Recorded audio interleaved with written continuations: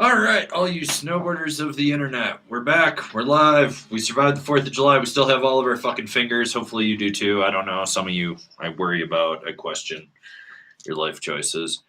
Anyways, if you're new here, get your questions in the chat box. We're going to try to answer them. That's pretty much what we're doing. Going to keep it kind of mellow. It's like the first day back, after vacation from live streaming. So, yeah. That's about it. Anything in there? I don't know. There's a bunch of shit going on in snowboarding. It's Pride Month. A lot of people came out. It's awesome. There's that. Danielle Patterson has an OnlyFans, which, in case you didn't know that, I found that out the other day. That was pretty interesting. Otherwise, yeah, let's take some of your guys' questions. Okay, Christian Meza. On a lighter note, are you going to head to Mount Hood for some board time? No, I'm not. We're still in the middle of a pandemic. And I live in a tourist town where all these tourists are flocking with their disease and bringing it with them because they clearly couldn't do it in their own state where they're getting shut down, so they're coming here. So no, I'm not traveling this summer at all. Besides, if I really wanted to go snowboarding, Woodward opened. I could just go to fucking Woodward and ride. So, yeah. So there's that. Let's see. Just like I said, want to try to answer you guys' questions. So hopefully you guys got questions for you. Going from Elvin's Son. If you're in between binding sizes, should you size up or size down? That's like a real gray area by and large. It kind of comes down to the size of your boot. Like, if you're like right on that cusp, it's kind of, it really comes to the boot. If it's a bulky ass boot, go to the bigger size. If it's like a footprint reduction boot, probably want to go to the smaller size. You're like right on that cusp. So yeah, let's see. Only 17 of you guys in here so far. Well, hopefully we get more people. Mass Mills, bindings for my Camber Apex 152, which, by the way, everyone that won snowboards, your snowboards are getting boxed up today and tomorrow and should be out by Friday for anyone in the U.S. There's 3 of them going out to the U.S. Otherwise, everyone else's prize packs but 5 have gone out so far. There's just 5 international ones I got to drop off later today or tomorrow to send out. So I think we ended up, there was something like 48 or 52 people that won just regular prizes. And then there was another 20 people that won sticker packs from the live Stream-a-thon. And then obviously I got the 4 snowboards. So yeah. So anyways, those will be going out. So to go back to Mass Mills questions, bindings for my Camber Apex 152, I'd probably put something on there like a K2 Lean AT, maybe a lineup, or if you really want to get surfy, like a Contact Pro or Union Strata, maybe a Ride Rodeo, something like that. It kind of comes down to what you want in it, but personally, I think like a little bit of a surfier binding you can customize would definitely work well for you. Okay. Let's see. Story 3333. Stan dropped your name on the bomb drop podcast. Bomb drop. You mean bomb hole? Who cares if he dropped my name? That guy sucks dicks with his butthole. He's one of the biggest fucking posers in a position. Like, fuck him. Guy will probably come crawling to me for a job when Snowboarder Mag finally folds up. Okay. Let's see. Albert Argulis, 1516 Rosnell Crypto 156 at 225 pounds, 158. Too much weight? Like, it's impossible. It's not too much weight. It's just going to be more flexible than you would expect for that board. So just expect it to be a lot more playful than what the product description is, because you're probably over the weight range on that by 40, 45 pounds, I think, for the 56. Okay. Let's see. Carlos Enriquez, what's the difference between the Katana and the Black Label? It is the high back. That's really the biggest difference in there is the high back. This is a proprietary technology for Rome that they used in welding the high back on there. So that's really where all the expense in the black label, because otherwise, if you took the high backs off, you could interchange them and they're the exact same binding. The only difference is that high back in there. And in all honesty, most people, and by most people, I mean like all people, including myself, don't need the black label. It's a showpiece binding. It just so happened that I really liked it, and I was just like, fuck it. I'm going to get it. Okay, let's see. Jack Ripper with the 666 satanic super chat. Satan has been busy processing COVID deaths, but he still loves you all. Okay, well, that was morbid. Stepsel, how do you see the lift lines and wait times for next season? I think lift lines and wait times will be down because they're going to have to do something at a lot of these resorts where they oversell their tickets and just force people to be into a line. They're going to have to do something.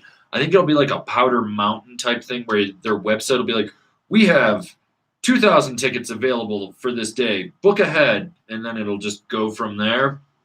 So I think that's going to kind of be the big thing with what that is in terms of overall lines. I mean, no one's traveling to the U.S. right now, and no one's traveling from the U.S., so who knows? I don't know. Judging, like, this past 4th of July weekend here in Breckenridge, a lot of businesses were setting new records at 25% occupancy. So people will travel. Like, it's going to happen. Let's see. In Germo VDS. Ooh, venereal disease. Watch out for that. Will there be a video of how you test and review a board? Probably. There's no fucking snow.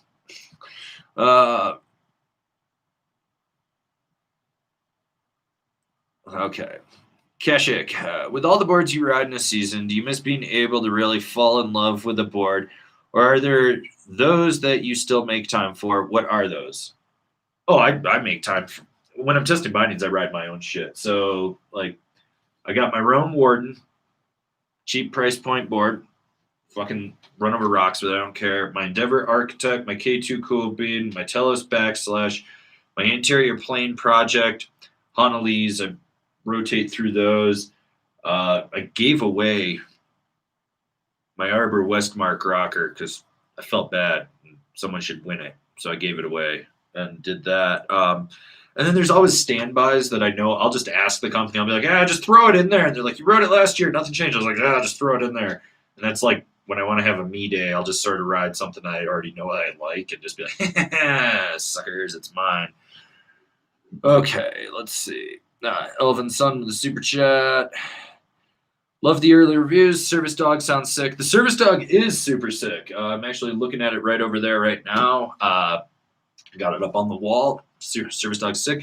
For anyone that doesn't know, on Angry Snowboarder VIP, I've put out the written reviews of everything that I was able to review before the Rona locked us down.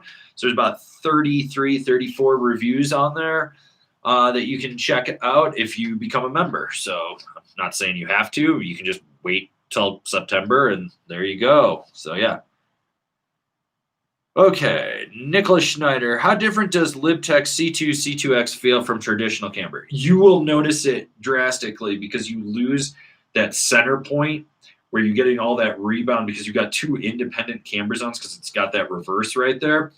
So it doesn't load uniformly, like right across the board, like traditional camber would. You kind of load like your front and your back. So you get these two different independent load zones. And then you've got this pivot point right between the feet as well that plays around. C2X will actually be a little more closer to traditional camber versus C2. But if you are a diehard camber guy, probably want to go to a C3 profile from Libtech. Okay, Josh Rush, Super Pig or War Pig, about to pre-order and I can't decide. Freestyle focused, surfy, more playful, War Pig. Little more precision based, little more directional, want a little bit more snap, drive, something that's going to be a little bit harder to engage in and out of turns, Super Pig. That's basically where you got to be. So, yeah, let's see.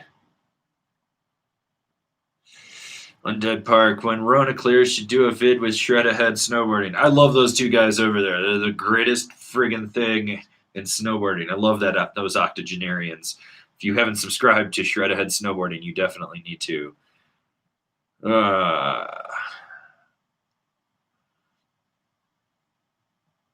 Jack Ripper, haven't seen much on Australia season. They riding down there? They are. It's fucking going off down there. Seen a bunch of videos of people. Like some resorts have terrain parks, some resorts don't. So people are resorting to natural features, which is actually really good for snowboarding. It's good to get off the reservation, so to speak, and go fine tune your actual abilities outside the terrain park. Let's see.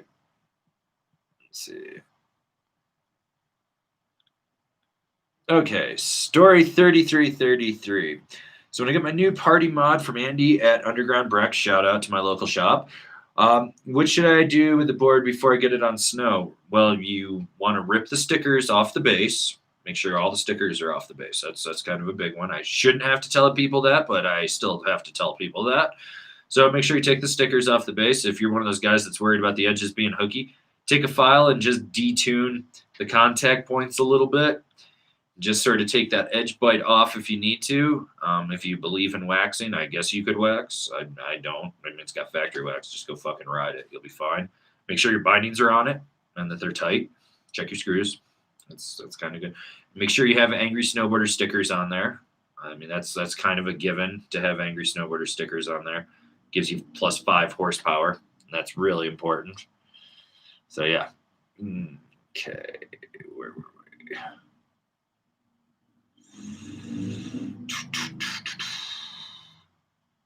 All right.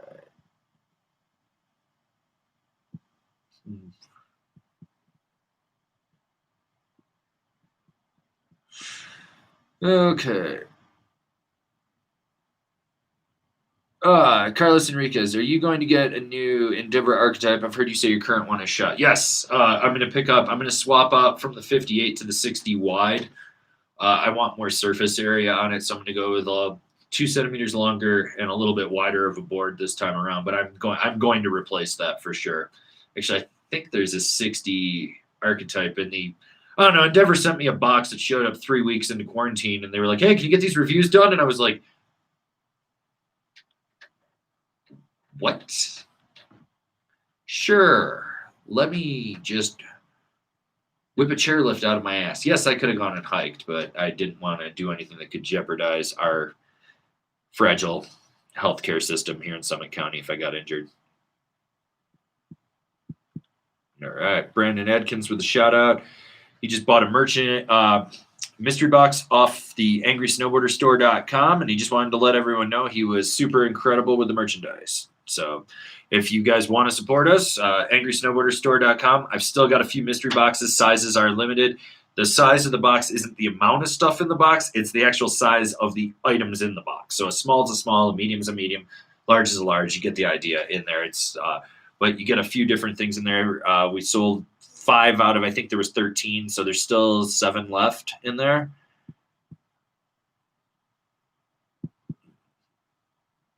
All right.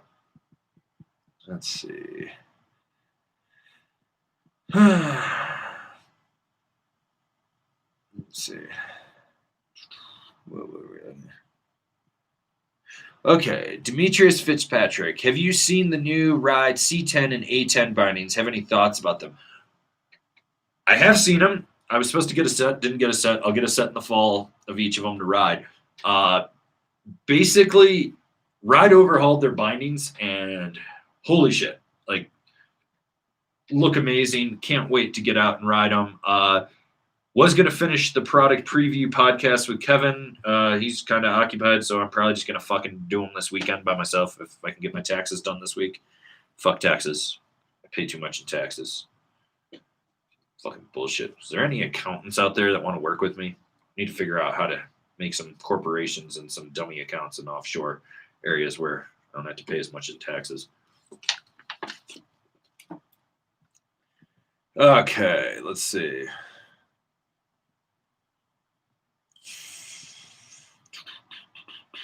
Okay.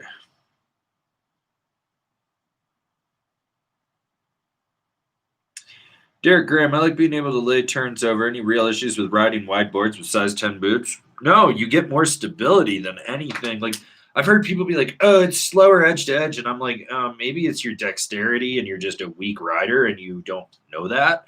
But I actually ride mid-wides a lot of the time, or wides with the size 10. Never really have any problem getting it over on edge. It does what it needs to do. You got more surface area, which is great. You get more stability with it. I say fucking go for it. Let's see.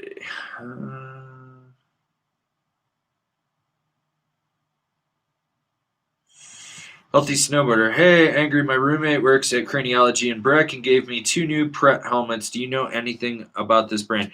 It's more of a ski brand. It really is. But they make all their stuff to the right certifications and stuff. I think they actually have MIPS in them now, too. If it fits, it's good. If you're worried about the logo, slap an Angry sticker over it. You know, just hide what it is, and you're good to go. Okay. PSA from Dweezy, wear your goddamn mask at Hood, especially in the rope toe queue. Yes, for anyone that is taking advantage of summer snowboarding, wear your fucking mask. Seriously. Like, if you can prove that you can do it, then we'll have a fucking season. Looking at you, Texas, Arizona, Florida, and California, and Utah. Fuck. Wear the fucking mask. By the way, I got a story for you guys this weekend because I was working at the liquor store. A gentleman came in with no mask. I told him to put the mask on. He decided to pull it up to his lower lip. Kept telling him to put it on right. Came belligerent with me. Told me I had to sell to him. Told him I didn't have to sell to him. He actually came behind the counter and pushed me. And before he could finish saying, what are you going to do about it? I had him completely on the ground in a chokehold with my hand over his mouth, putting pressure with my thumb in his eye. Then I moved it to my index finger into his eye, and I completely subdued him in about 3 seconds. I have video of it. I'm not allowed to show it right now, court reasons. But yeah, this fucking asshole, just entitled fucking prick from Castle Pines. Oh, and I know his full name, and it is Jerry. His first name is fucking Jerry. Can't say his last name right now, court reasons. But, I mean, I could fucking ruin this guy's life. His daughter's a ballerina. His son goes to Oklahoma State. He works in the medical field. I know where his house is. He works for Habitat for Humanity. Like, fuck this guy. But he went ballistic trying to make it political, make it all about him. It's all about him, this shit. He physically fucking assaulted me, and I defended myself and dropped his ass. Now, here's the best part. When I wouldn't sell to him, he threw his credit card at me and told me I had to take his money. And I was like, dude, I'm going to call the cops if you just don't leave. Like, we're done with it. He left his credit card on the counter, and he left his car in the parking lot. So I towed his car. That was about $400 and something to get it out of impound. He was really pissed about that, I found out, from my friends that work at the tow yard. So there was that. He's looking somewhere between 3 and 5 charges. All said and done, he's probably looking at about $5,000 for not wearing a fucking mask and for being an asshat. I'm being a good guy, but I could put his photos out. I could put the video of me dropping him, which is fucking hilarious. Actually, that's why my phone's been blowing up, because I just shared it with a few of my close friends, and they're just losing their shit because they're like, dude hits you, and he's just like, whoom, on the ground. Wear your fucking mask. I want to have a fucking snowboard season. I don't want this town getting shut down because of assholes. I don't want any ski town getting shut down. I don't want any resort getting shut down. I want to fucking snowboard.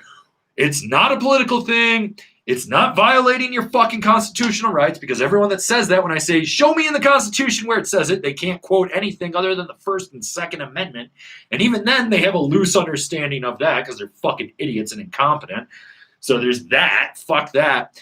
You know, my favorite are the people that are like, I can't breathe. You know what? I wear it for 7 fucking hours. My lungs have already been stress tested enough, and they told me how fucked my lungs are. I can do it. My surgeon can do it when he's doing surgery on me. Fucking team of surgeons worked 9.5 hours on me. Didn't take a break with a mask on. I think you'll survive for 2 minutes in a fucking store. Like, I have 2 people that come in the store that I do not require to wear masks. One of them he's got 1 lung. He's struggling enough as it is, and he only comes in when no one's around. We know how to deal with him. He's in and he's out in 2 minutes. The other is another older gentleman that is absolutely amazing. He has some breathing issues and stuff. We work with him. Like, We get everything he needs and get it to the counter and carry it to his truck for him. Like, that's it. Like, wear the fucking mask. It's not that fucking hard, people. So just do it. It's not all about you. And I know there's people like, I read this. Yeah, well, you know what? I read that I was an asshole on the internet too. So fuck everyone. Can't believe everything you hear. So yeah, fuck it. All right. Yeah. But yeah, high point. After the fact, found out the guy was 63 years old too. Fucking dropped a senior citizen. Fucking entitled. The best part was he called the cops the next day and then tried to say that it was a race issue. This guy had a fake tan like Donald Trump, and he was trying to tell me that he was Native American. I really want to ask him and be like, do you even know what fucking tribe you are? Because your last name is Germanic. You fucking have a German last name, asshole. So, yeah. Okay, T25. Hey, Avran, will you be reviewing some of the Lago boards this season? I'm going to reach out to Scotty in the fall, see what he says. If he's got anything, I'm going to try because he's got that new shape of that short, wider one that I really, really want to ride. Yeah, so let's see. All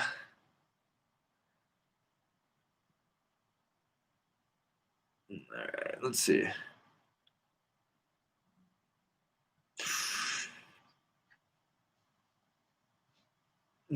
Michael Kulig was checking out Evo. Never Summer now has 3 variations of the Proto with some new Super Snap Ripsaw Camber or whatever the fuck they're calling it. 3 new ways for them to say. I think they actually have like 7 versions of the Proto, or 8 if you count the women's. Like, they're going all in, just doubling down on it. And their fan base will buy it. Okay. Let's see. Polonsu, I think this is more of a Kevin question, but should red colorblind person avoid red pink lens goggle? Yes. Kevin and I have talked about this. Pink and red really don't do shit if you are colorblind to red. He's just like it's sort of just like a grayish blah going on there, and I need to sit down with him, and I've got another friend that's colorblind, but they're like opposite colorblind, and I need to talk to them because I would like to, in the future, make a video describing the various color blindness and what works with other people. I think this is probably a long way down the road before we get that thing fucking going. But that, and I know someone's going to ask about the Amazon goggle thing, video, when I'm doing that. Don't worry. I got you guys covered. I started filming stuff right now. Part of the reason I was delayed was I had to do a bunch of remodeling on the place and then basically soundproof this whole room and whatnot. But yeah, so I've got the Amazon video is in the works. The Amazon goggle video is in the works, and I'll show you guys how shitty those fucking things are. I got to go pick up a Sawzall this week for my friend Steven, too, to cut those in half after I get all the other stuff filmed. And then, so there's that. Boot fitting 101 and 201 will be happening. I'm going to redo all the 101 videos, or most of them, and then I'm going to do 201 boot fitting, which shit's going to get really weird. I got to cut a boot to show you guys how to make it fit fat calves. So I got a couple of do-it-yourself fix videos. I'm going to show you guys how to epoxy a board at home with 2-part epoxy really quick with like nothing more than some epoxy and duct tape, and then I'll show you like the more advanced way of that. So I got some more videos coming out for you guys that I really think will work. Adam Thompson, what do you think of the Libtech skunk ape? I mean, you got a big foot, you're a big dude, you need it, go ride it. I don't think I have a review of the skunk ape. I think I only have a review of the stump ape, but yeah. Grigory Chuganov, do you affiliate with any Canadian retailers? I did. I don't know if I still do. I got to look back into that. Yeah, so yeah. All right. Let's see. Okay, Vanessa Tracy. My mystery box did not disappoint. I was happy to see my hat matched my hoodie. Cool. Yeah, so once again, if anyone wants to buy some Angry Snowboarder merchandise, I've got mystery boxes up on angrysnowboarderstore.com. So you can always check that out if you want to support us that way. Okay, Ivan Drago, can you take down Sylvester Stallone for me? I pay in burly oiled Russian bear hug. Have you seen how ripped he is for a 73-year-old man? Fuck! He's jacked! I'm not fucking with Sly. That dude will fucking crush me like a goddamn cantaloupe. Besides, if you're not following Sylvester Stallone on Instagram, you're fucking blowing it, because pretty much his whole Instagram account is him trolling his brother Frank, which is deserved because he's Frank Stallone, and then his daughters Sistine and what's the other one? But he basically refers to them as Instagram whores at times, and it's the most hilarious shit on earth. But the best one ever was the video of him. Frank was at his house, and he's like, Frank, there's a double rainbow in the backyard. Come out, come out. He gets Frank to go out in the yard. He walks back in, locks the door, turns on the alarm. He's like, go home, Frank. You're not welcome. You've been here too long. And kicked his brother out on Instagram. And I was like, that's fucking badass. Stallone on Instagram is fucking priceless. Let's see. Okay, where were we?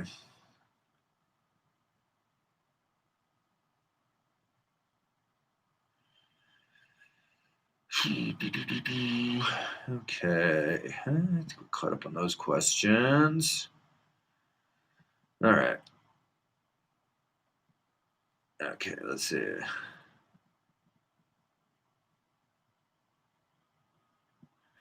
Water bottle. How do we establish more rivalries in snowboarding, especially between the brands? You start the rivalry yourself, and you make it go grassroots. And then you work your way up until you become the brand manager of a snowboard brand. And then you take out all your pent-up aggression at these other brands in your marketing. And then they'll take pot shots back at you, and it'll be great. And there'll be a huge friggin' rivalry, and I'm all about it. So, yeah.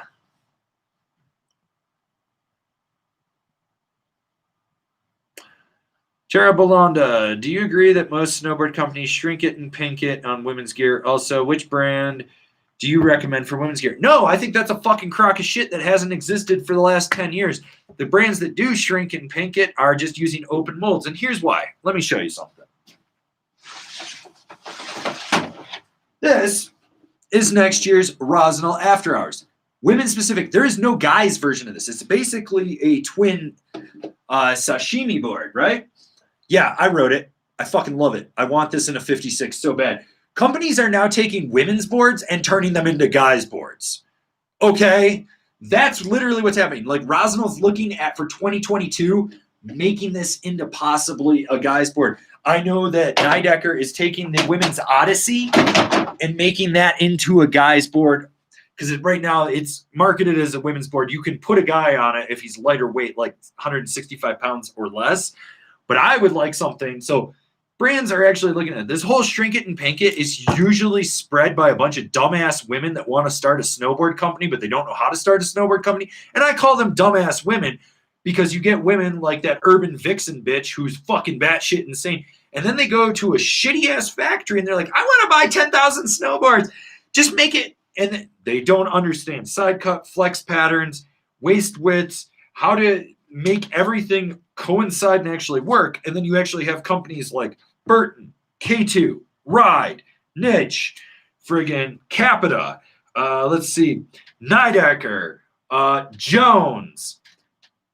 Yes, let's see, who else is there? Arbor, all making true women-specific, actually designed for a women's rider, or having actual board designers sitting there going, well, look, we could take this guy's version, but we're going to have to change the carbon layup in it. We're going to change the core profile in it. It is technically the spiritual successor to a guy's board, but we tweaked it. Instead of 4 layers of carbon, we didn't just narrow it and fucking slap pink on it. We instead moved the carbon. So instead of 4, you get 2 strips in there. We milled the core different because we changed the insert pack. So we did everything like this.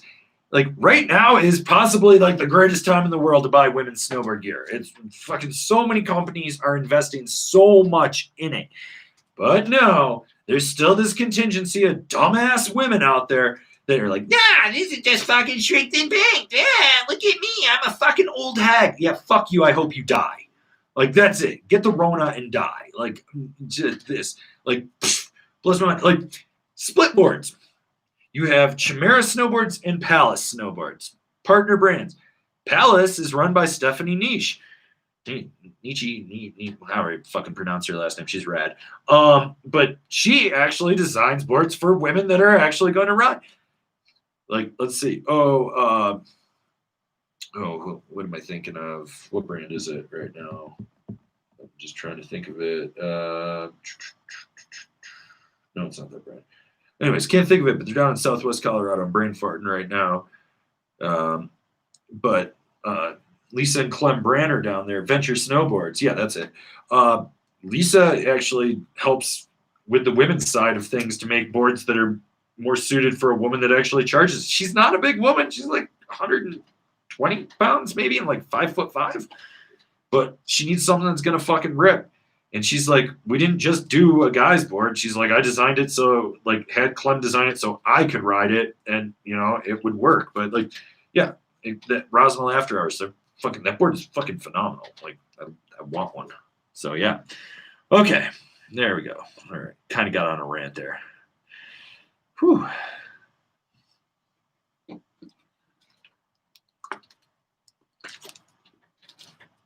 B-Man 1818. Magnet traction or yes underbite for Midwest riding? Sure, both. Depends on what you want out of the boards. They both work equally. So, yeah. Okay. Chris W. Hi, Avran. I know you often speak of base structuring. As someone who is not familiar with this, how can I structure my own base? Thanks. Love the rant about the mask. You're going to have to go to a shop unless you actually own a Montana, a Wintersteiger, or a Grind Right machine. So you're going to have to go to a tune shop. And you're going to have to talk to the guy that does the tuning, and you're going to have to explain. Hopefully, it's a local guy to where you ride, and he understands snow conditions, and they understand the differences in the crosshatch patterns and what they can put on the board, whether it's deeper or less deep and whatnot in there. But you're going to need to go to a shop to actually have them stone grind. Now, the good thing is, once they do that, unless you're riding over rocks and shit and just destroying your base, most people, that pattern will hold them through the whole season. So, yeah.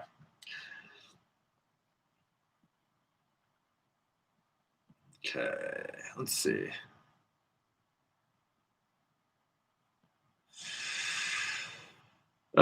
Sandy Lloyd, what's your take on Weston boards? From what I've ridden from Weston, I haven't been on any of the newer stuff in the last year or two.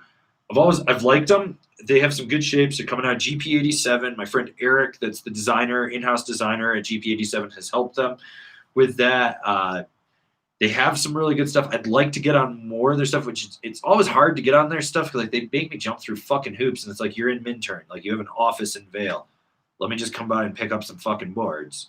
I'll ride them. I'll drop them back off. It's not that fucking hard, but they're like, no, you need to talk to our marketing guy who lives in LA or wherever, and I'm just like, fucking spray my brain matter everywhere. But their boards are quality built. They do have some really good shapes. They ride really well. You know, it just depends on like what you're looking for. But they're good. They're good boards overall.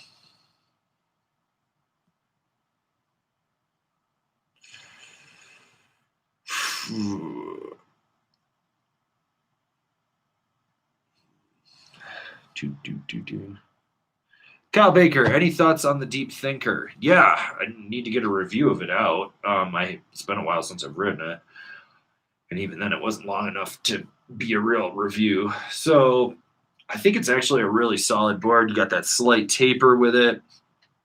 You can rail a carve with it. You got pop. You got drive with it. Out of the board, it flexes right. I think it's just a good overall board. All right. Okay.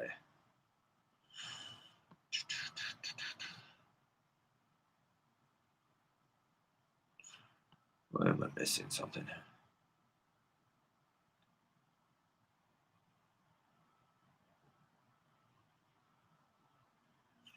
Right. Well, anyways, we got a few new people tuning in. If you're just tuning in, get your questions in the chat box, and I will try to answer them. Yeah. For those of you just tuning in, there's been a rant on face masks, on bullshit women shrink it and pink it stuff. Let's see. Yeah.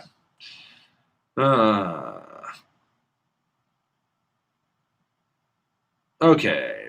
Vinicius Bolelli. Hey, Avran, is there any advantage, disadvantage of having the nose and tail not wrapped by the metal edges like the Mervin boards? Okay. So their argument is without the wrapped edge, it reduces swing weight. You're talking fucking grams. So most people aren't going to fucking notice it on top of the fact you have a heavy wet layup, Mervin. But what it is if you impact it, you don't have an edge that blowing out, so it's easier to just like cut it, hammer it, epoxy it, do whatever. Now, conversely, you now have 4 potential impact points where the edges don't wrap. So you've got these 4 points that if you hit them right, and believe me, I've done it, and I have had a lot of friends do it, and I've had to fix boards like this. You hit it right, it can pull the edge out, separate the sidewall, do more damage that way. So running straight into things, you're probably safer, but if you're doing glancing blows on the trees, you hit a rock or something, you can pull the whole edge out on there. Personally, just fucking wrap the edge with metal, people. That's where I'm at with it. I think it's just a better, smarter decision. So, yeah.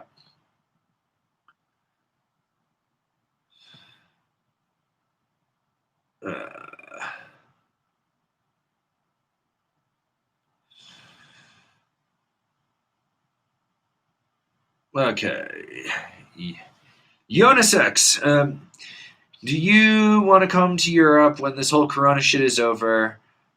I'm having a season at the Absolute Burger. I'd love to go to Europe. European women love me for some reason because I'm an asshole. I don't know. I always think they flock to me. But slowly working my way through the Eastern Bloc. It's great. Yeah, I want to go to Europe. I want to travel. Believe me, this was going to be 2021 was going to be the year of travel. Like if we hadn't had Rona, like all this shit would have lined up, and Angry would have gone on the road and toured. Well, we got the Rona. So in like some alternate universe, there's an Angry without any Rona, and he's traveling, doing all sorts of weird shit. Probably fathering a bunch of European babies. Need to get that vasectomy. All right. Okay. Let's see. Let's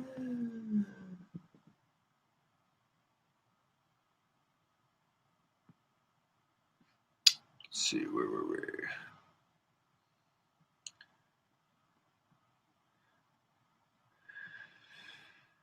Okay.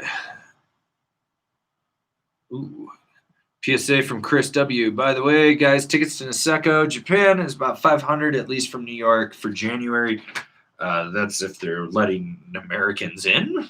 I mean, dude, trust me, $500, fucking jump on that. That's fucking cheap as shit for a trip to Japan. Maybe I should do that. Fuck it. Get the travel insurance. Worst comes to worst. Get my money back. Okay. All right. Okay. Ellen Poon, is that KFC kernel on the shelf? Yes, it is. It's a piggy bank. My friend brought this back from the Philippines because evidently in the Philippines it's either Christmas or Thanksgiving. I think it's Christmas. They all go to KFC. Like the villages just go to KFC. It's like this whole big thing over there, which I don't know why you go to KFC. You should go to Jollibee or whatever it is. But yeah, so he brought me that as a joke, and I told him I was going to put it on there. He's also the same guy that took this photo up in Alaska. So it's my boy, Carlo. So yeah. Let's see. Albert Arguelles, cartels on the Rome Blur. Yeah, I mean, that's a workhorse binding on a board. It'll work. Personally, I'd probably go up to a Genesis or an X-Drive, or what the fuck is it? Is it X-Base or whatever they call it? I'd probably put a Genesis on there, but the cartel will totally work. Tom T, latest on Randy. He made a special guest appearance in last week's Top 5, so he's out of jail.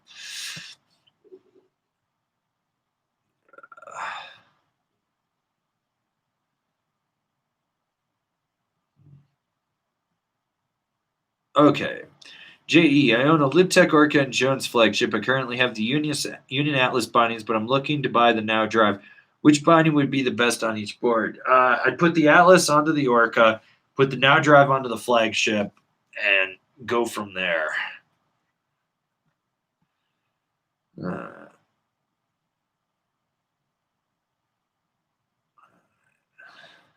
see.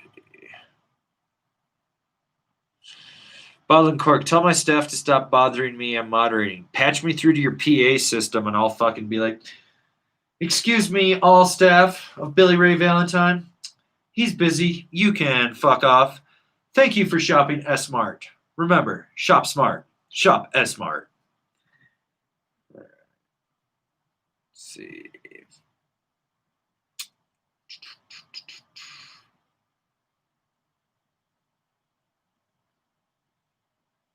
Okay, Matt Tush, is there any way to add powder packs on a snowboard? I want to add some more inserts on my front foot to narrow my stance a bit more in power. You can. That's not a Rona cough. I hope not, at least. Fucking goddamn mouth breathers. You can. You're gonna have to find someone that knows how to T-bolt a snowboard. And so what you're gonna end up doing is getting your board T-bolted.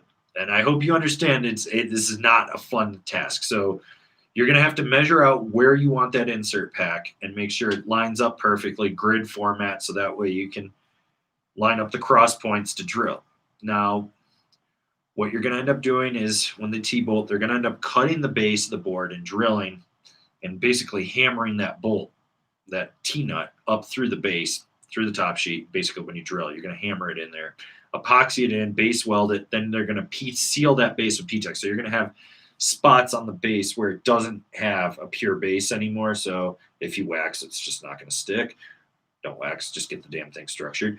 And that's what you're going to do. But depending where you're at, you're going to have to find someone that knows what they're doing to get that done. And it is a dying art form. I have never T-bolted. Actually, I shouldn't say it. I've T-bolted one board as a joke, and it was awful, and I would never recommend doing it. And mainly because I'm pretty sure I was drunk and eyeballing it. And it was totally crooked as fuck. But yeah. Yeah, so that would be the only option. The other thing is you could always do a helicoil into it, which is like it's the little threaded insert that they put into skis when they drill them, just so that they don't pull out. But once you do that, like you're locked in on that pack, that insert pack. You're not swapping your bindings or moving them around or anything like that. So yeah. Let's see. Ivan Drago, KFC or Church's Chicken?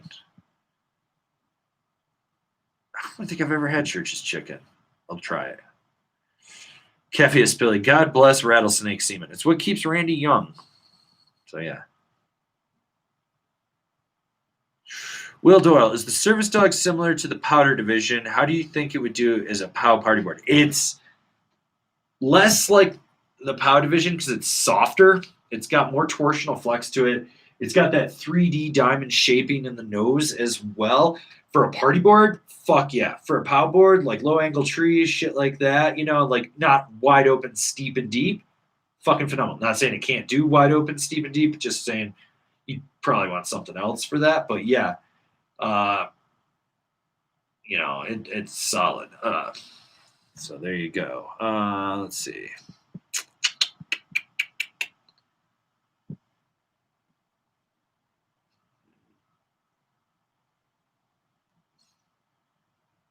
Todd Robbins, you don't have to wax the structure base. I don't. I mean, you can. All these people are believing in this whole mythical thing about wax making them go faster when realistically it's the structure. That's the big thing. I think it makes the most sense. Okay, Will, just got a backslash from your reviews. Would my Malavitas be a good fit, or should I look at some other bindings? Malavitas are solid, dude. Save yourself the money, slap them on there, go ride.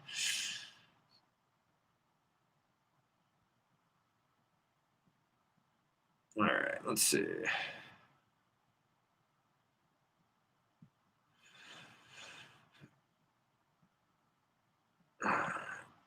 Let's see. Okay. Joey C, what skill level do you need before you try going in the park? Can you competently turn? Can you stop if someone gets in front of you fast? Do you understand how not to fall over on your wrist if you freak out and get on your toes heavy on a rail? Do you have spatial and aerial awareness? Do you understand to look before you leap? Do you understand that the lips to rails are not jumps? Do you understand that it is okay to spray skier families in the park? Do you understand how to stay out of the way of people that know how to drop and will not call their drop because they're going to snake you because you look apprehensive when you are going to ride in the park? Do you understand not to take advice from shitty people on YouTube that are trying to tell you how to ride park when all they ever do is land on the knuckle over and over again? If you can answer yes to most of these, you can probably go in the park.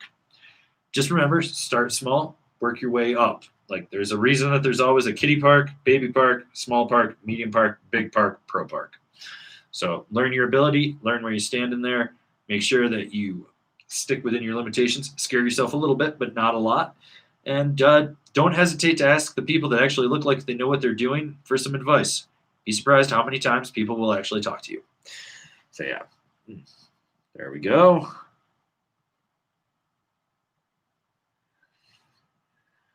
Okay, Ahmed Ali, thoughts on the Dupra's boards?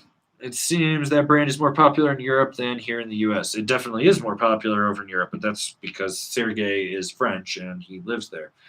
So, I don't know. I hear things about the guy that owns the company and makes me not want to work with him because he's kind of an asshat, and I have no problem saying that. I mean, would I ride the boards if he sent them to me? Yeah, but from what I've heard, he makes you jump through hoops and hurdles and shit, and I ain't got time for that fucking shit. So, yeah. Vincent Dew, where's the wheel? Right over there. I'll bring it out Friday. Friday, I'll do a live stream, I think. Yeah, I'll do a live stream on Friday. I'll bring the wheel back out.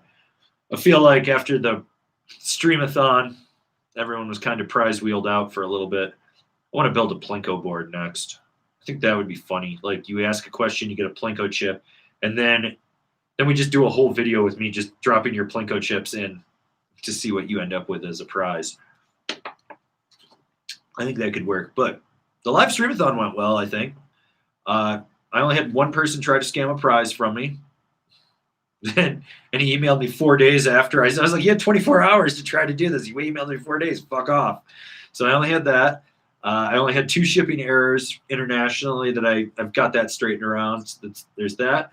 The 3 boards that were won in the U.S. will probably go out by Friday, would be my guess. I got to go dig out some more boxes. The one going to Canada, I got to figure out shipping for him. But yeah, live Stream-a-thon was solid. We're going to try to do another one in the fall and maybe give away a season pass. So yeah.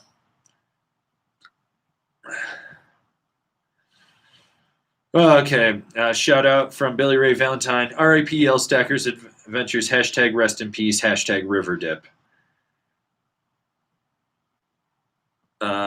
Keshik. Kevin really liked the Nidecker Ultralight. Did you ride it as well? Thoughts on it? I either rode the Ultralight or the Megalight, and I can't remember, but I made like one hot lap and then was like, here, Kevin, you go ride it. So I really can't say too much about that one. Yeah. Alex Fleming, what's your favorite 3 boards for riding in the trees? Tellus / K287, and I really like my Endeavor Archetype. So there you go. Albert Argules, how about the Flux XF on the Blur over the Cartels? The XF will be a little bit stiffer than the Cartel. It's got a different footprint shape to it, though, in there. I mean, they'll both realistically work. I'd probably actually go with the XF over the Cartel. Tommy HCMY, anyone know, is Mount Hood open for on snow? Yes, Timberline is open. Remember to wear your mask in the lift lines.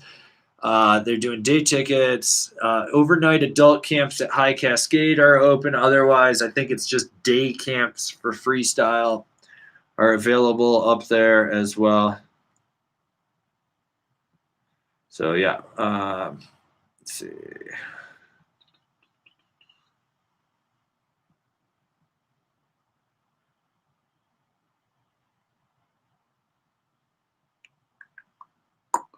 All right, so we're up to 87 people. If you're new in here, get your questions in the chat box, and I'm definitely going to try to answer them for you guys.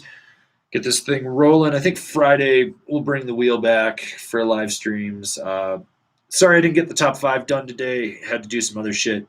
Should have a top 5 by tomorrow for you guys. Just working out some stuff in there as well. Yeah. And I think that's kind of where we're at on things. Let's see. Steve, okay. Doesn't the Colonel put an addictive chemical in the chicken to make you crave it? You mean monosodium glutamate or MSG? It's in a lot of fucking things, dude. Vincent Du, if generic Asian feet shape is a thing, which company mold their boots with it? You have to find the Japanese specific lines from like Burton, and I think K2 has something. I mean, they've got the Taro Tamai boot, which I've tried it on. It's a tweak of their fit on other ones, but Burton actually has a Japanese specific fit, and they used to do Japanese modeled boots back in the day. And there's one other company, and I want to say it's Deluxe, but I don't think that's right. Yeah. B-Man 18. Would this be a good starter board for my girl? The Yes Emoticon women's snowboard. Yes, you're good. You got that. DGMY. Thoughts on the Too Hard crew? Do you think they're controversial? No. I think Danielle needs a hug. But I know a bunch of the girls on that crew. They're not controversial. I think they could edit better. Like that they could edit their videos together better. Riding solid. There's some great women on there.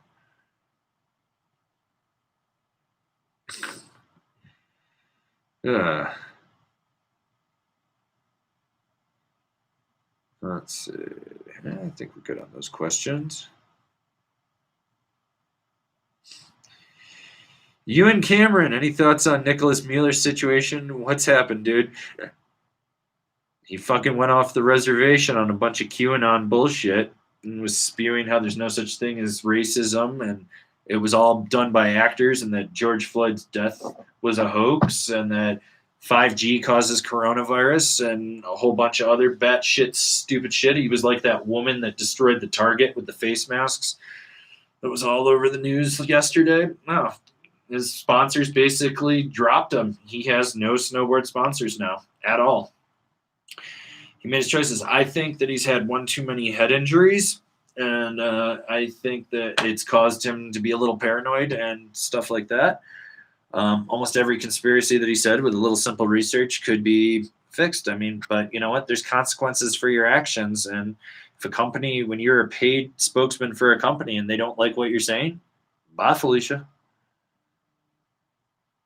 Okay. Ahmed Ali, what's the difference between all these tail shapes for paddleboards, i.e. moontail, swallowtail, pintail? Is this a marketing gimmick or is there a place for each shape? There is a place for each shape. Some work better than others. So the moontail is like a less aggressive, sorry, didn't mean to shake that, is a less aggressive swallowtail. What it really does is it shortens the tail shape and the upkick on there, so you get like less hang up when you exit out of a carve in there. It still breaks up some of the suction that you get because you do get like static electricity, static cling, whatever, from the friction and the suction on top of the snow. So there's that. Swallowtail breaks that up more drastically, but still gives you more of a tail to land on, so you can still springboard. Pintail does not break that up, but when you sink, you've got more tail to push off of, but it dissipates the width of the tail, so you get this weird point that comes down, so when it sinks, you can still spring more off the tail. The more you ride these different shapes in different conditions, you start to realize that certain ones work better than others in there, and not all swallowtails are the same, not all pintails are the same, not all moontails are the same, not all blunt tails are the same. So you start to ride them, and you start to realize that each one respectfully has a different way of riding. Like, Ow. Like this moontail on the service dog really doesn't do shit. It's pretty much just a straight tail if you actually look at it. But when you look at that abrupt upkick in there, it helps. And how short that tail is, it just helps with exit out of turns and whatnot. So, yeah, so there's that. All right. All right, let's see.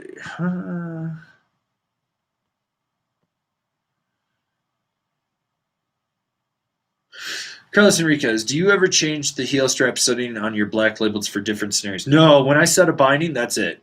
Like, there's no, I don't tweak it for anything else. That is how I want it to ride consistent. I want to strap in and know how it's going to ride. The good thing with, like, the black labels,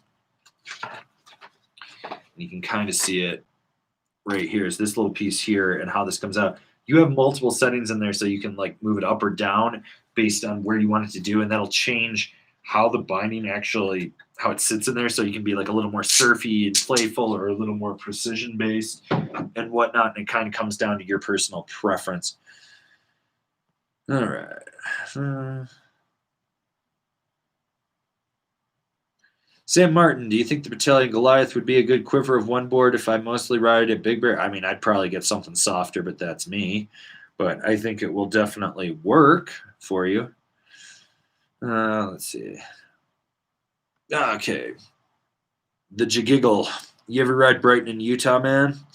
Yes, I love going to Brighton. I try to go to Brighton once a year for a couple days. I go see Corey and Dan from Arcade Magazine when I'm there, and I see my friend Liz up in Park City, and we go, and then creepy superfan Alan Russell and I go to Brighton and ride there. But I always try to go to Brighton for at least 2 or 3 days for the last few years. I like to go out there. It's a real snowboarder's mountain, and I like it. I like the terrain. I like everything about it. So let's see.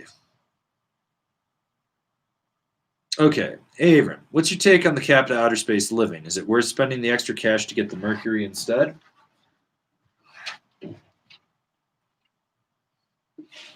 mean this? The outer space living right here?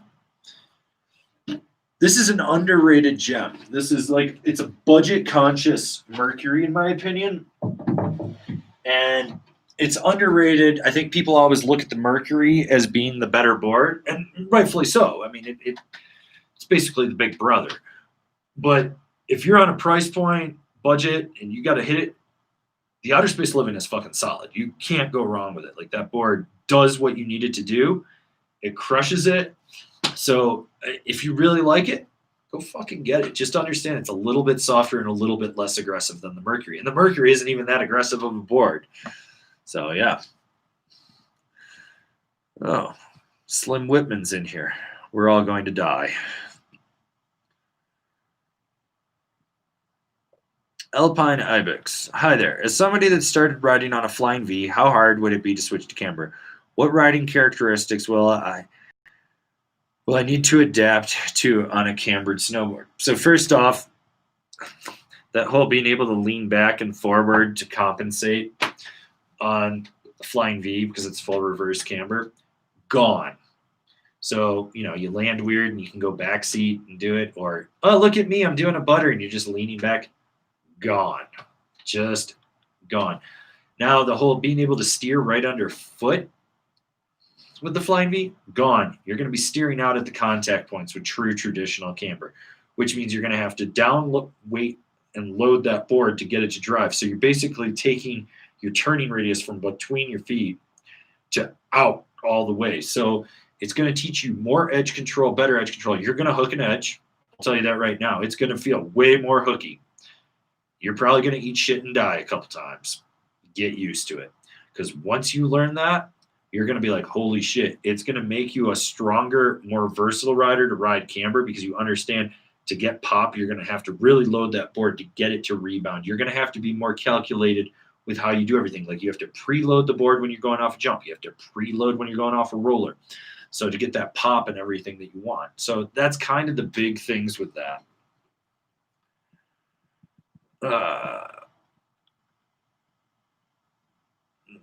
Let's see, where were we? John Brown asked you a question in YouTube this morning. Thanks for the advice. No worries. That's what I'm here for. We're going to be offering something on Angry Snowboarder Store real soon for anyone that wants personal one-on-one advice. I've just got to figure out the rates, but you'll be able to basically hire me or Kevin. I got to talk to him some more about this and see if he's got time for this. But you'd be able to hire us to answer your questions. So for all you guys that are like, oh, I want to give you some money because you always answer your question, you could just hire me that way. Boom. There you go. Otherwise, I'll still be answering questions for everyone else. It's just like an added bonus, a basic personal shopper type thing. Alex Fleming, how important are binding types? I know they should match your riding style with the flex, but is there anything else to choosing bindings? Well, you got to look at the features on there. I mean, when you go to a basic binding to a high-end binding, there's drastic differences. Like this is an open mold binding from Borealis. I think Vimana does it, Terror Snow, a few other ones do it. So you got a pretty generic toe strap, really generic buckles, cheap hard plastic in there. You got a high back that's really nothing special to it. You know, it's just very meat and potatoes, no real dampening to it. And then let's say you go to something like the Rome Vice over here. You got more lighter weight, better heel strap, better high back, better toe strap. You know, you got a power asymmetrical metal wrap on there and stuff like that. It's the features of the binding do to an extent actually make a real difference in there.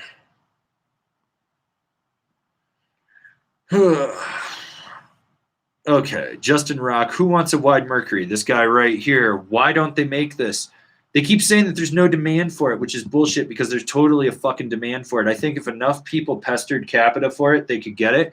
And I think realistically, they only need 3-4 sizes of the wide. That's it. Like, I'd like to see a 52 wide, a 55 wide, a 57, and a 61 wide. I think that would be absolutely ideal for most people out there. Yeah. Oh, how nice of Slim Whitman. Everyone can die except you, Avran. Oh, God. Is Slim trying to call? No, Slim's not trying to call me. Thank God. I don't really want to talk to him. Kevius Billy. Angry Consulting. Yes, I've done Angry Consulting for a while. There's a few different shops and brands and stuff that I've done that. All right, let's see. We've been here about an hour. We got 95 of you guys in here. We're going to stick around for a little bit more. If you got questions, drop them over in the chat box. I'm going to try to answer them. Friday, we will be doing another live stream, 1 p.m. Mountain Standard Time, and the wheel will return. Maybe I'll put a prize on there. Who knows? Nothing big, just something small. But sticker envelopes and whatnot will be on there. Okay. Vincent Dew, what would be your setup if your riding time consists of 72 days of dome and 5 days of actual mountain? It'd be my Rome Warden, and it would just be the black labels on there that I already have. I'd ride that Warden right into the ground, and the only thing I would do is before I go to the mountains, I'd probably take it into the shop and just get a base grind. Not a stone grind, just a base grind just over the belt, and I would just have them do that and touch the edges up. That's all I would do. Take any of the burrs and shit out of there and just make it more accessible. Alan Poon, can I have one-on-one time with Randy? You know, I mean, if people want it, I get enough demand, I'm pretty sure I could talk him into it if he's not like on another bender. But yeah. So I think that, yeah, we could definitely offer one-on-one chats with Randy, or even better, voicemails from Randy. Like he'll do a message. I don't know. It's something like maybe the Cameo thing where I just record different shit or I could do it and Randy could do it. You know, we could just do a bunch of different shit. Let's see.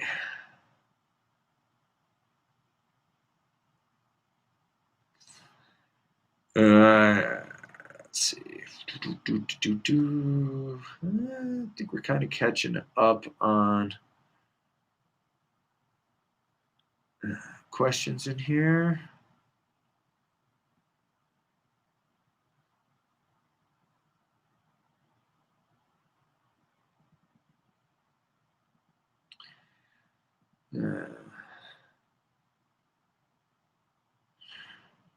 Brandon Kister, what do you do with all the boards that get sent to you to test? I drill holes in them and throw them in dumpsters. That way no one else can use them.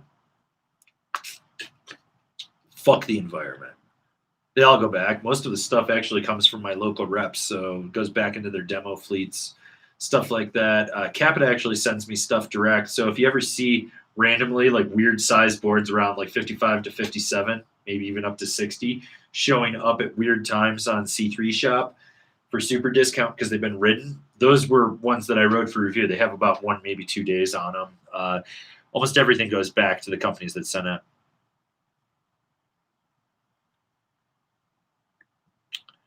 B-Man1818, how much do you spend on your helmets if you wear one? And if not, what's too much? Also, what's a good helmet that breathes good and has good vents because I sweat a lot? There's no price cap on helmets. The best helmet's the one that fits your head and fits your needs. Personally, I like Smith and Giro. For me, they fit my head shape the best. ProTech actually works too, but they're really not doing much in snow that I like anymore. But yeah, the best, I try to find like a low profile helmet with MIPS. That's kind of the big thing. Generally, most helmets are about $100, $150. And you know what? I mean, if it helps reduce a heavier impact so that I don't take as aggressive of a concussion, fucking worth it for sure. So, yeah. Okay. Kind of caught up. J Sloth 4130 party mod. Oh, dude, party mod. Fuck yeah. Okay, so Rome discontinued the mod rocker, and it was a sad, sad day. Next year they bring back the party mod, which is the mod rocker with a new name. That's it. Like, I'm fucking stoked, and they're making it in wide too. Like, I'm so fucking stoked for that. I might try not to buy snowboards next year. It was kind of a shitty year. I gotta save my monies. But if I can justify picking one up, maybe from the rep or something, and I'll give away this Warden that I rode all last year, that would be what I do. Let's see. DGM-wise, they're a board similar to the Mercury, but more stiffer and stable. Well, I mean, if you want like that twinish thing to it, you go to a Jones Mountain Twin, or you could even do like a Ride Burnout if you wanted to. If you're looking at the Capita line, it would have been the Warp Speed, but that's gone for next year. That would also have been wider too. So, yeah. Jonas X, I somehow bought a Never Summer Proto for giving classes. What's a good board to actually ride some park with that has medium flux? Solomon Huck Knife, Interior Plan Project, Haro. If you want a little stiffer, go with the Honolulu. You could do the Yes Jackpot. That's a personal favorite. Capita Simulator. You could do the Capita Outsiders as well. Let's see what else is out there. With Rome, you probably want the Agent. Really like the Agent. That's a really good board, actually. I think that's going to kind of get you where you need to be with those options. Otherwise, I'll probably overload you.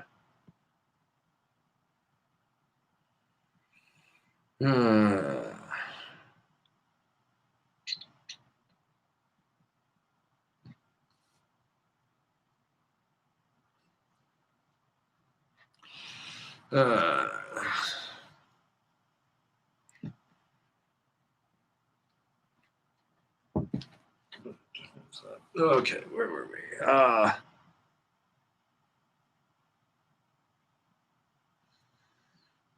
right, where were we?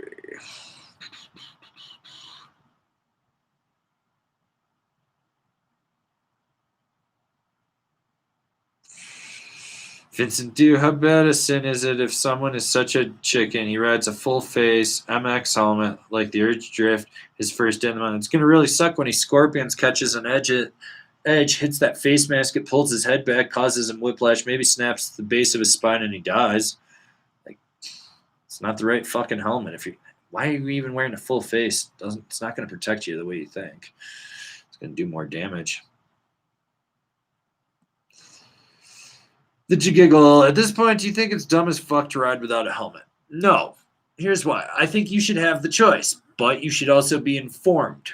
I think after the age of 16, 17, you should make the choice to wear a helmet or not, if you want to. I rode on and off as a teenager without a helmet, but I wear one now. I know what it's protecting me from, and that's my choice, and I'm fine with that. But I don't think you should take people's choices away. This whole like we need to mandate it.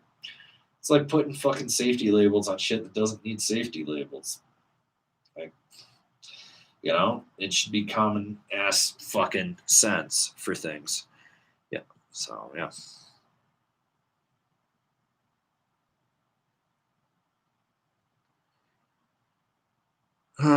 Ellen Poon, if I drill a hole in the tail section of a board, will it spray out snow while riding in POW like some jet skis do? No, because you got to drill it the right way. Most people don't understand how to do that. My friend Crowbar and I did this, but we used an angle grinder instead, and we cut a slot in from the base up, and the way it angled, then it would spray up. So that's kind of the big thing. There was actually a company that was trying to do something where it would fucking spray off the tail. It was like an add-on that you slipped on. I don't know. It's like a fucking strap-on dildo for your tail of your board. But if you're going to do it with an old board you don't give a shit about. But don't drill a straight hole straight up. You have to drill it at an angle and make sure that it goes with the tail. So like if the board's here, you want to drill it this way. So that way the snow, when it catches, it'll fling it back out. And don't be surprised if it actually doesn't fucking work the way you think it's going to.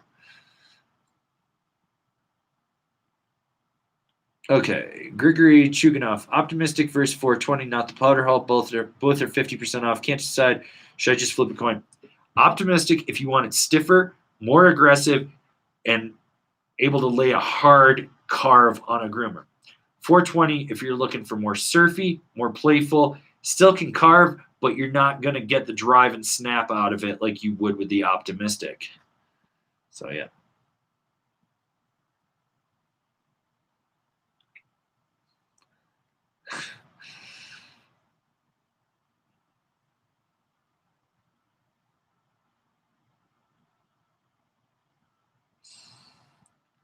Freakx, Angry, didn't you used to have a dog that helped with reviews? Are you calling Kevin a dog? Or are you talking about Paul, the random little pit bull with the fucked up ears that used to show up in my videos? I miss Paul. He's the sweetest fucking dog ever. He has no ears. They were cut off with scissors by some asshole because they were trying to use him for dog fighting. He's too sweet. He's just too much. He's a pit bull that's just non-aggressive. That was raised in a dog fighting ring that my friend adopted. He rescued him, but his ears were cut off with scissors, and they were cut too low. So when it snows and rains, it falls right in his ears. So we have to put like a little neck tube around him when he'd go outside. He's just the sweetest dog. Also, the only pit bull that doesn't know how to bark. He howls. He gets all excited and he howls at you. I miss Paul. He's adorable. Not trained at all. Only listen to me. Adorable. Put him in a few videos. Used to have to bribe him with treats and peanut butter to get him to sit still. All right. Let's see, where were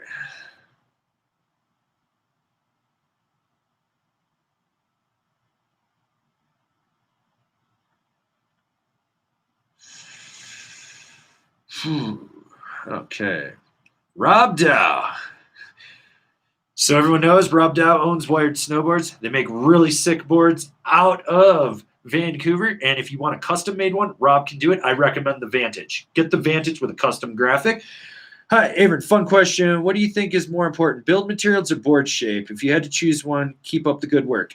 Personally, I think shaping, if you're counting the core profiling, is way more important than the materials, because I see a lot of companies that actually use they use like an old style wet layup, more epoxy, older fiberglass, but the board can still be fun because the shape is fun on there. Case in point would be the Tom Sims Pro that Never Summer was making. Like that board was actually super fucking fun. I really liked that board on there. But yeah, definitely would be the shaping. I think like good shape, like a good side cut and a good core profile with a good camber profile can make up for having the best or the worst materials in there. Like I've ridden some boards from some really crappy ass factories but the shape was good and like everything kind of worked out. So yeah. Also, like I said, go check out wiredsnowboards.com, everybody. I'm not even paid to plug them. I'm just telling you, they make fucking sick ass boards. Go check them out. I really like the Vantage. It's like my favorite board they make. The Directive is cool too. It's got a unique flex pattern, but the Vantage, I need to get a custom Angry Vantage at some point.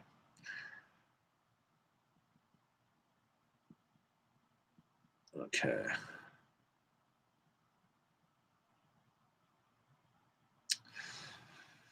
All right. Let's see where we're at here.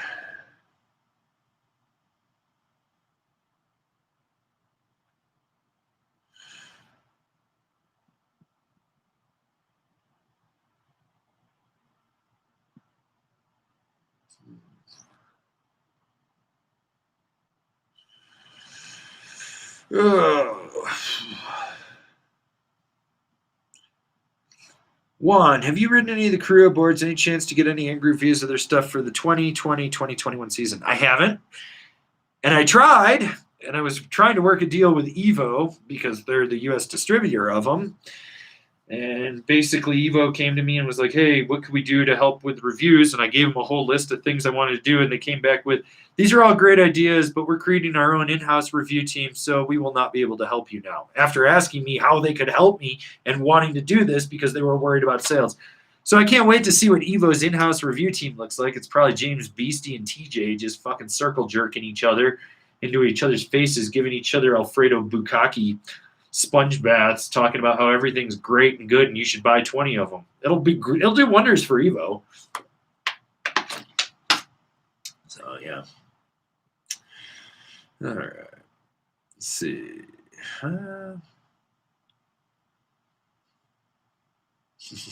Carlos Enriquez, any chance we can get Wired to make the War Orca? There are 3 factories or manufacturers that I've thought of to make the War Orca. So ideally, I want GP87, and I would do it with Eric, and I would work that out. But the next 2 would be Wired or Marhar. Nate's got some stuff going on at Marhar where he's got basically like some open molds where we can change the tip shapes to where I need them, and the core profiling. Like we could make the mold right in-house because he's got a machine shop right across from their factory. So it's like I can send the files and he can pretty much get them to the guy and they can have the mold within a day if I needed to in there. Otherwise, yeah, the idea was maybe have Rob make me something up there at Wired. If not, I was still thinking maybe just a limited run of Angry boards. Just have him sell them direct right through there, like do a limited run of 10 or something or whatever, send the top sheets and I sign them. I don't know. Just fucking spitballing ideas, trying to help these little guys make some money. So yeah, but the War Orca, Kevin actually did a whole CAD design profile of one on there. I need to look at it. He hasn't shown it to me yet, but he was telling me about it. B-Man 1818 saw the new anti-gravity on sale for $299.99. Do you think it will go cheaper? Everything will go cheaper Labor Day weekend. There will be sometime between Labor Day and right before Halloween. There will be fucking weird sales going on the old stuff. So yeah.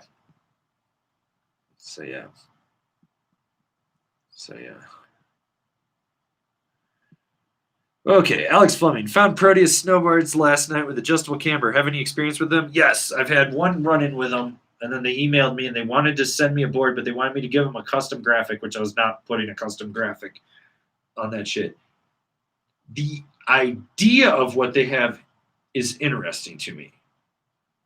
I don't hate it. How they build their boards, I don't like. And I don't think those guys could build a good board to save their life. And my favorite thing was asking them, well, who's tested it and has anyone broken it? And the response from the one owner was to point to the other owner and go, he's tested it. He's got a solid 20-something days on it, and he's a really hard rider, and he's really aggressive, and he couldn't break it. No offense, but the dude looked like a fucking pencil-pushing nerd. Like, I'm sure a hard day of riding to him is 4 hours spread out from open to close with a bunch of time in the lodge. Like, I'm pretty sure that dude doesn't even clock 50,000 vertical in a whole day, let alone before noon. So don't trust him. Like, the finish on him was rough. The cores are super thick on them. Like a lot of epoxy in there. You've got this weird technology that I'm pretty sure if you knuckle a jump just right, you're going to just destroy the way that the tension band in there, and it's going to destroy the holder on it. Like, I like the concept of it, but these guys are engineers that ride snowboards. They're not snowboarders that became engineers. So they're just people that snowboard that happen to be engineers versus snowboarders that became engineers. And that's kind of where I'm at with those things. Like, I look at it and I'm just like, no, yeah, yeah. So yeah, hopefully that answers that question.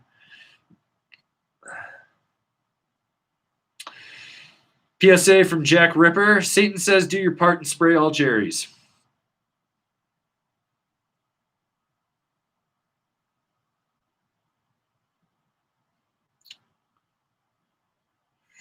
Water bottle. I need to take CAD courses at some point. CAD's good, but you should learn SolidWorks. That's the one, if you want to be a designer in snowboarding, a lot of them are using SolidWorks. So that's the program you should really be learning right now.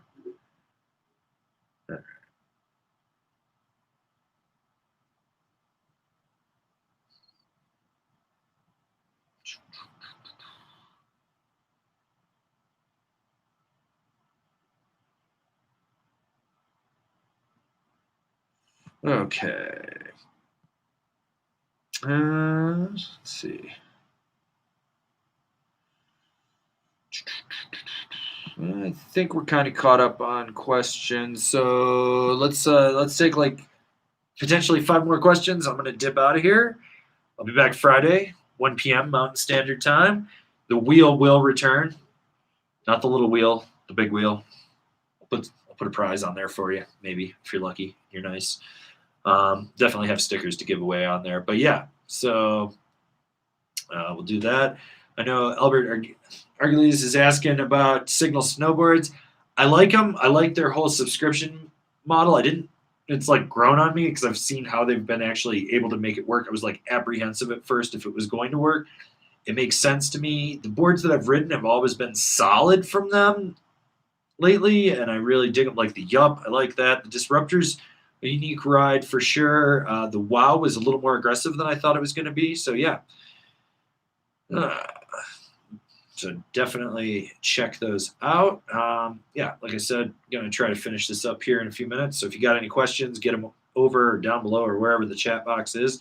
I'm going to try to answer that. I got to try and get you guys a new top 5 tomorrow. I've started filming boot fitting 201 and 101 series. There's the Amazon Goggle video. There's some other videos I'm working on. I'm just working on a bunch of stuff. Going to just try to do a solo podcast for a little bit too. I got to figure out some stuff there with that. So yeah, there's that. Let's see. Did I miss any questions up here?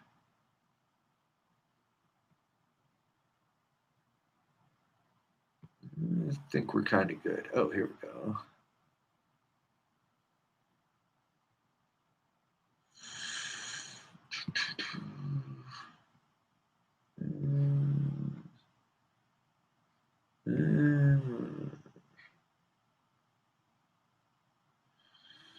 Okay.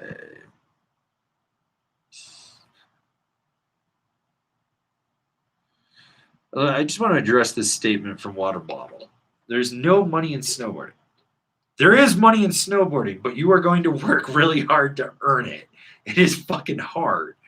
Understand it. You shouldn't be in it for money. It's a passion project. Like everything, if your passion gets changed for the idea of chasing money, you're not going to make money. But if you stick with it long enough, you do it. And you got to be creative with how you make money. Like the old method of, well, you do this, this, and this, fucking gone. But I mean, shit, before the Rona, I was going to make 6 figures this year. That's not even bragging. That's just like, I was just like, fuck.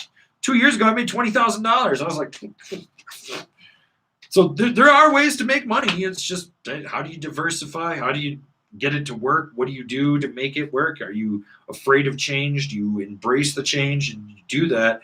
But you can make money in snowboarding. It's just, you got to make calculated risks, and you got to understand not to leverage yourself and put yourself in a position where you're not going to get paid. I mean, I think it's better to be selling direct right now than trying to chase all these shops that are struggling to stay afloat. I think you should still sell to shops, don't get me wrong, but maybe you got to be a little creative with and be like, hey, we're going to do it this way and we're going to do it that way.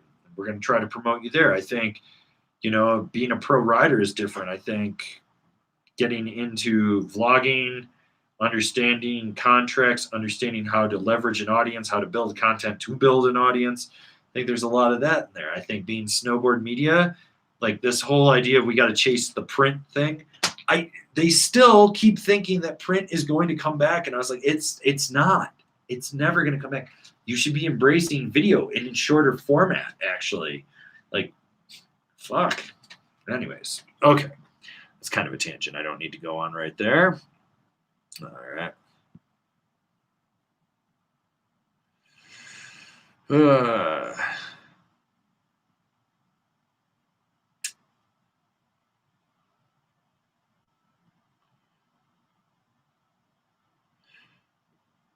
Okay, DJ Footfoot, have you ever been to Arizona Snowball? We just bought property near there. I've driven by it. I've never ridden there. I was going to go this year and then Rona, obviously. Terrain looks sick. Flagstaff is like, I took Old 66 across from LA, across the country, and ended up cutting down from the Grand Canyon past Snowball, and terrain looks awesome. I was like, I need to go check this place out. So hopefully if Arizona gets its fucking shit together, I'll be able to make it down there this winter and check it out. So that would be really cool. So yeah. Let's see what else we got going on here.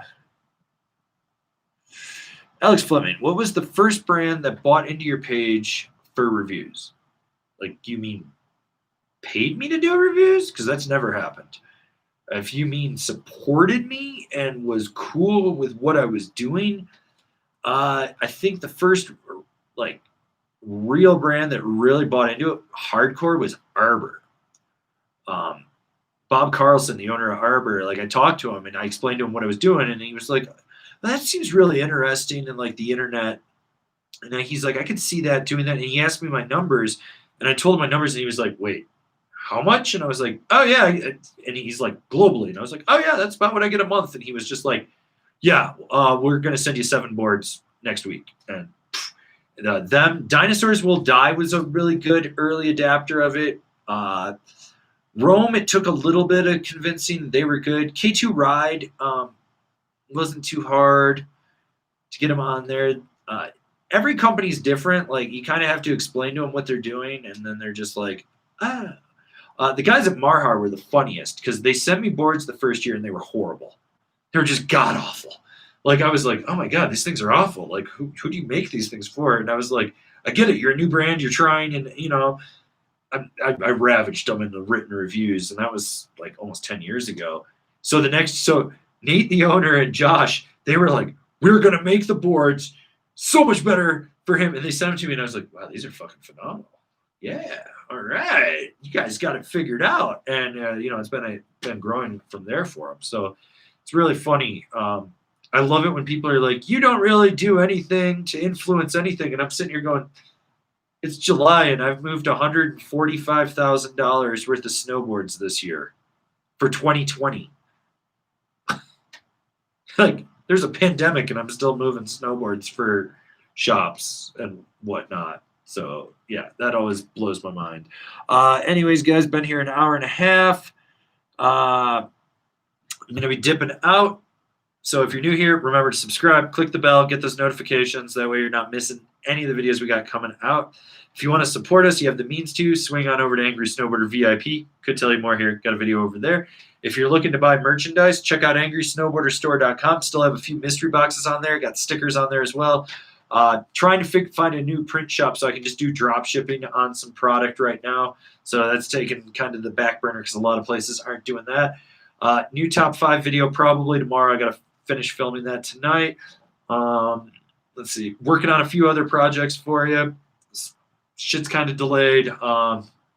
Yeah, otherwise, Thanks again for tuning in. Remember, Friday, 1 p.m. Mountain Standard Time. I'll be doing it again. We'll be bringing out the wheel. We'll put a prize on there. Win some stickers. Have some fun. Fuck it. Let's keep snowboarding stoked. And I'll see you guys in another video.